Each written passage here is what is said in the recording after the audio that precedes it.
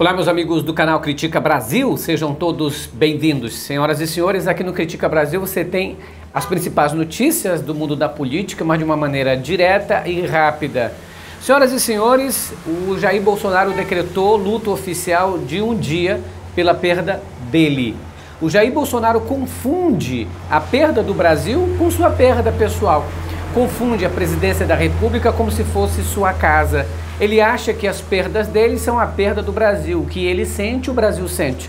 Ora essa, já morreram várias personalidades brasileiras, incluindo Eva Vilma, a Beth Carvalho, Tarcísio Meira, o Paulo Gustavo.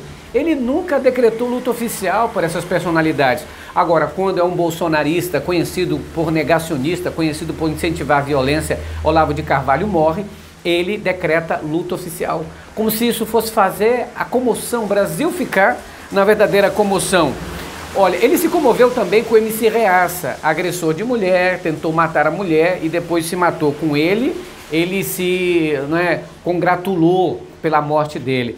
Eu lembro também que ele abandonou o Major Olímpio. O Major Olímpio morreu vítima de Covid, também o irmão Lázaro morreu, não vi luto oficial, absolutamente nada. Aliás, a mãe dele morreu um dia desse.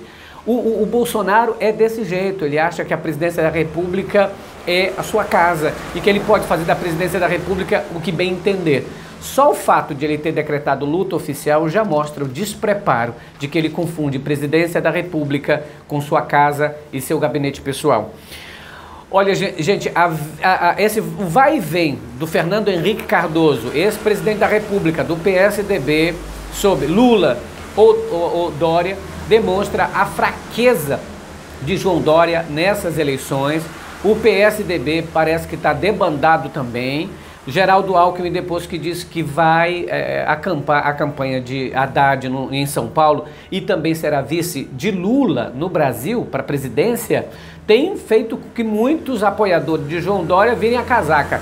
Aliás, o presidente Lula já se reuniu em outubro com o Fernando Henrique e Fernando Henrique disse que não vai titubear de votar no Lula se concorrer contra Bolsonaro. Aliás, o Lula está entrando com tudo na tal da terceira via, porque a terceira via não sobe. Moro, coitado, tá patinando. João Dória parece que não chega nem no quarto lugar. Então fica difícil. É cada vez mais que líderes políticos estão propensos a apoiar o ex-presidente Lula para liquidar já no primeiro turno. Essa é uma movimentação que o presidente Lula está fazendo para liquidar as eleições no primeiro turno. Como é favorito nas pesquisas, ele quer continuar com esse favoritismo até outubro para liquidar. Por isso está ali com Geraldo Alckmin fazendo alianças e o povo do PSB disse que aceita escolher o candidato ao governo de São Paulo pelas vias de pesquisa. Mas olha o que eles disseram. Nós vamos aceitar, então, as pesquisas eleitorais para indicar quem vai ser o governador desse bloco em São Paulo. Só que o que eles querem é o seguinte, eles não querem aceitar essas pesquisas agora. Eles só vão aceitar, o PSB só vai aceitar essa condição depois que o Geraldo Alckmin se filiar ao PSB e sair então resultados depois dessa filiação e ele se oficializar candidato a vice de Lula. Porque eles acreditam que oficializando Geraldo Alckmin vice, automaticamente o Márcio França vai herdar votos do Geraldo Alckmin. Até agora, em todas as pesquisas, tirando o Geraldo Alckmin, quem vence as eleições, segundo as pesquisas, é Fernando Haddad, e depois vem o Márcio França, ainda vem Boulos, ou seja, a esquerda está com tudo em São Paulo para levar nessas.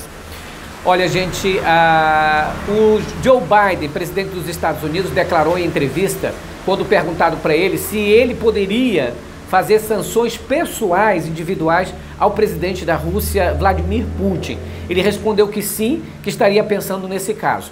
A resposta do porta-voz lá da Rússia diz o seguinte, que se isso for se concretizar, será destrutivo para os Estados Unidos e que não vai alcançar o objetivo esperado pelos Estados Unidos. Essa pressão não adianta. Todo mundo sabe que essa guerra não vai favorecer ninguém, a não ser os vendedores de armas. Nós sabemos que hoje, antes, essas forças como a OTAN, a Rússia, a China, poderiam destruir o mundo 32 vezes. Agora nós sabemos que as ogivas nucleares, as armas, as bombas atômicas que estão ainda em ativa, podem destruir o mundo 16 vezes. Menos do que 32, mas destrói do mesmo jeito. Ou seja, uma guerra entre a Ucrânia e a Rússia não seria bom, nada bom para os Estados Unidos, nem para a OTAN. Agora, para os Estados Unidos é porque está muito longe. Agora, para os países europeus que estão ali pertinho, fica difícil. Eu recordo para vocês aqui que são inscritos no canal, que sabem que eu sou professor de história também, que em 1962 houve a chamada crise dos mísseis, quando o presidente Nikita Khrushchev colocou mísseis dentro de Cuba. Então vinham navios e colocavam ali. Lembrando que houve a Revolução Russa, a Rússia saiu de Fulgêncio Batista e aliou-se Cuba saiu de Fulgêncio Batista e aliou-se à Rússia. Foi então que houve essa manobra da Rússia de trazer armas nucleares para dentro de Cuba, que está ali encostado aos Estados Unidos. O presidente Kennedy não gostou nada disso, houve uma ameaça de guerra, de invasão a Cuba, movimentação de navios. O que aconteceu? Para evitar um conflito catastrófico, uma guerra de proporções assim inimagináveis, então houve um acordo entre o presidente dos Estados Unidos e o presidente da Rússia e retiraram então os mísseis de Cuba para poder não haver uma guerra nuclear. Desse jeito, os Estados Unidos assinou um termo também e retirou mísseis que havia colocado na Turquia em 1961. Ou seja, ali, a partir dali houve uma diplomacia entre os Estados Unidos e a Rússia, aquilo que a gente chama de Guerra Fria. Agora, novamente, os Estados Unidos é que acirra essa guerra. Antes era a Rússia que trazia os seus mísseis para dentro de Cuba, agora é os Estados Unidos que está fazendo com que a Ucrânia entre na OTAN e automaticamente levando suas armas nucleares para dentro da Ucrânia, um país que faz fronteira com a Rússia. Então, é o mesmo jeito, só que no estilo agora Biden.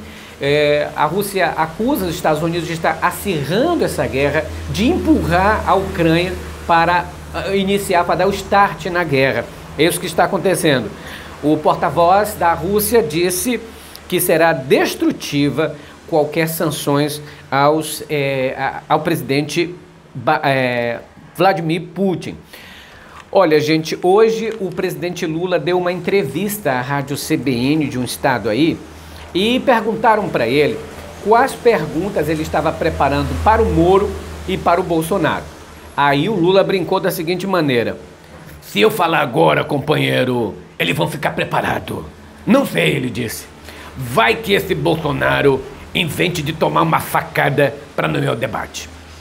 Ele falou isso sob os risos aí dos jornalistas que estavam acompanhando. E ele disse mais: vai que o Moro pega o Código Penal e diga, o Código Penal não me deixa ir para o debate.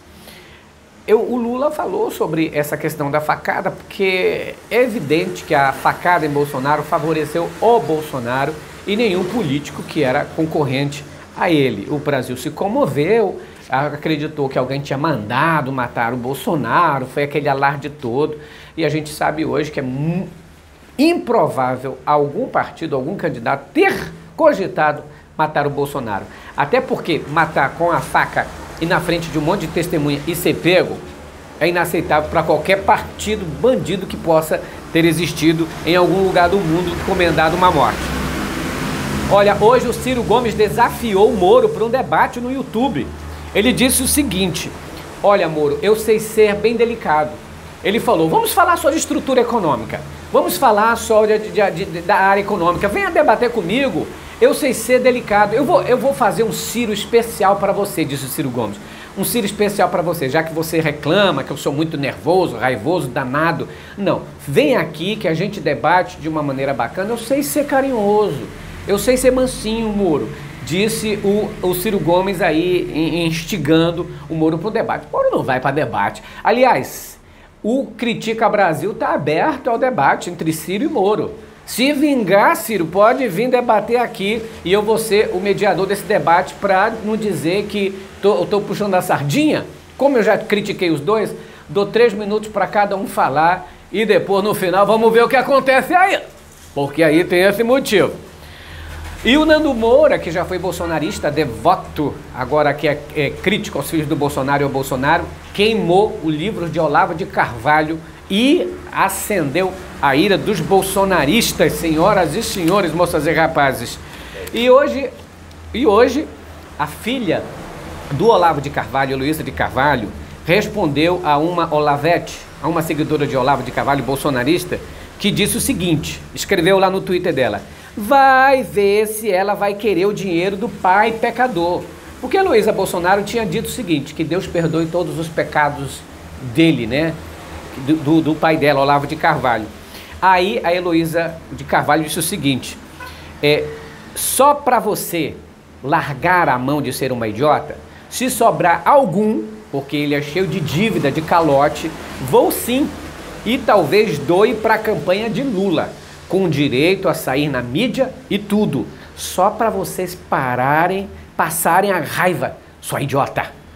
Aí ela ainda disse o seguinte, melhor Olavetes não virem tirar minha paz, porque dou a voadora na cara e sem dó. Já pensou? Senhoras e senhores, só a última informação. O partido do Moro, Podemos, está assim arrepiado. Deputados e senadores do Podemos, aliás parece que é 2 senadores do Podemos, salvo engano, mas enfim, a deputaiada do Podemos e os candidatos que sairão para governo nesse ano estão assim desanimados com o Moro, que não cresce nas pesquisas, continua ali, estão insistindo para que Moro desista e concorra a outro cargo, porque isso vai sujar a barra deles. Critica Brasil falando a verdade, doa em quem doer, esmaga no like, arrebenta a boca do sapato. Tchau, pessoal.